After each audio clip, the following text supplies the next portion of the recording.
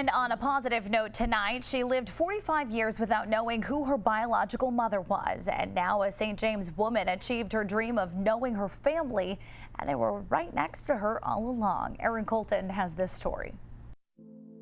For as long as I can remember, for as long as I've known, something inside me always said that my biological mother was thinking of me. I hit every roadblock you could think of because it was a private adoption. So I didn't have her name, her last name, nothing. One Christmas a couple years ago, your aunt got you this present. She gave me that gift for the ancestry. But I had a friend that went through something similar, and she was like, hey, I know a lady. By Tuesday around 4 o'clock the next day, she said, this is your mother's, she sent me a picture of my mother. And I was just like, oh. And then she was like, you have a sister. You're not going to believe this.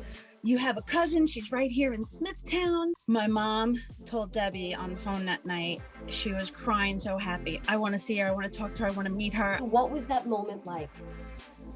I'm going to cry right now. I have goosebumps. It was the most amazing feeling. I love you. All she says to me every time I talk to her, every time, Erin, Jennifer, I prayed that God would put you back in my arms one day. When I was growing up, she was in Kings Park. You were growing up about 5 to 10 miles away from your biological mom and had no idea. Exactly. I was in Lindenhurst. I cannot believe it, Jim. My baby. On my biological side, I'm one of like 40-something cousins. And Debbie, the one that I met, now we're inseparable. We live down the block from each other and I work for her. My whole life has changed. Everything. My motto is don't ever give up. Don't give up. Jennifer, I'll tell you one thing. You did not give up.